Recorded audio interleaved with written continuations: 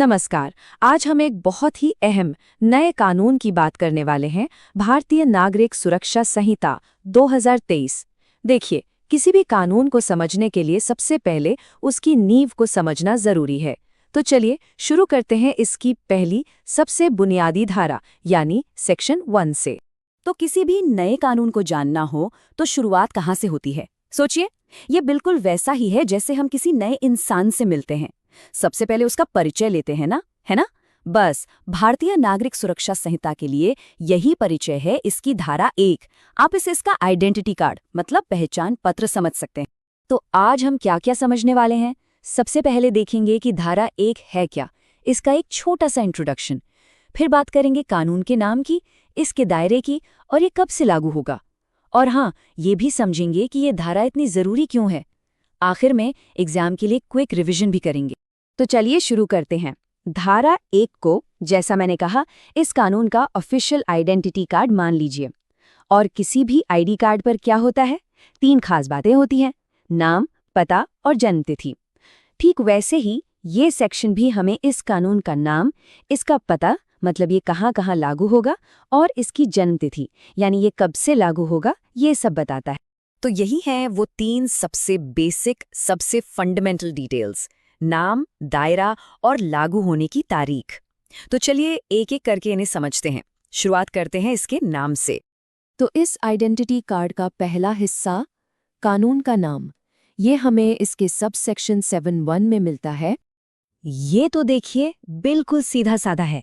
कानून का ऑफिशियल नाम है भारतीय नागरिक सुरक्षा संहिता 2023। बस यही इसका शॉर्ट टाइटल है। अब से कोर्ट में, किताबों में, हर जगह इसी नाम से इसका जिक्र होगा। ये इसकी फॉर्मल पहचान है।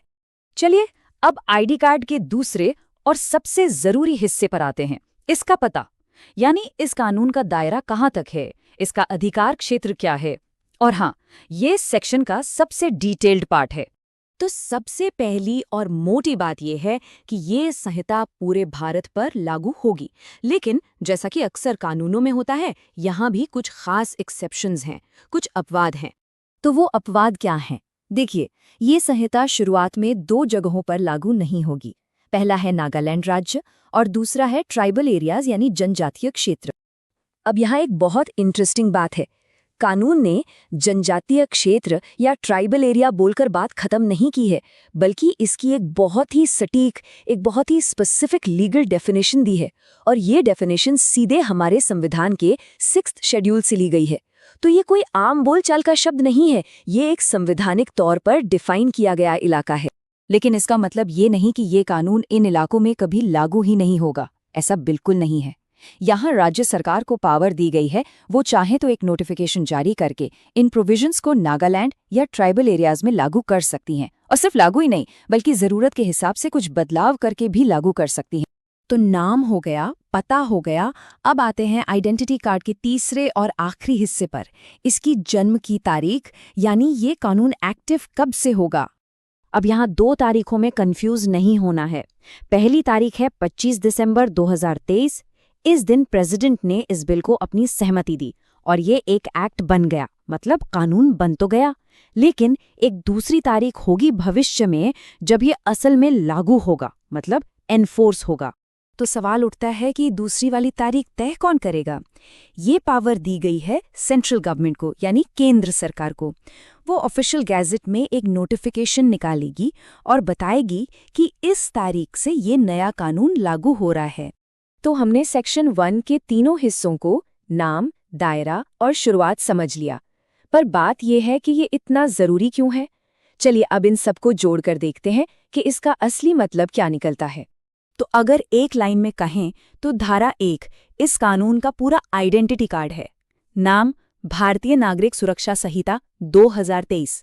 पता, पूरा भारत कुछ अपवादों के साथ। और जन्मतिथि, वो तारीख जो केंद्र सरकार नोटिफाई करेगी। सिंपल। इसको एक बहुत ही प्रैक्टिकल एग्जाम्पल से समझते हैं। सोचिए, केंद्र सरकार ने नोटिफिकेशन जारी कर दिया और ये कानून लागू हो गया। अब इसके बाद नागालैंड में कोई क्राइम होता है, तो उस केस पर कौन सा प्रोसीजर लगेगा, पुराना वाला या ये नया BNSS? इसका जवाब हमें कहीं और नहीं बल्कि सेक्शन 1 में ही मिलेगा, क्योंकि यही तो बताता है कि ये कानून नागालैंड पर लागू है या नहीं, और अगर है तो कब से। सेक्शन 1 है, मतलब सबसे पहला सेक्शन। तो ये इस पूरे कानून की नींव है, वो बुनियाद है जिस पर ये पूरी संहिता की बिल्डिंग खड़ी है। और नींव क्या बताती है? यही कि ये बिल्डिंग क्या है, कहाँ बनी है और इसका उद्घाटन कब हुआ। चलिए अब फटाफट एक क्विक रिवीजन कर लेते हैं, खास तौर पर उन लोगों के लिए जो किसी एग्जाम की तैयारी कर रहे हैं। उनके लिए ये बहुत काम आएगा। तो एग्जाम के पॉइंट ऑफ व्यू से सेक्शन 1 के 3 मेन फंक्शन याद रखने हैं। पहला, ये एक्ट का शॉर्ट टाइटल यानी ऑफिशियल नाम बताता है। दूसरा, ये इसका एक्सटेंट मतलब इसका दायरा डिफाइन करता है। और तीसरा, ये इसके कमेंसमेंट यानी इसके लागू होने का तरीका बताता है। बस ये 3 शब्द याद रखिए: टाइटल, एक्सटेंट, कमेंसमेंट।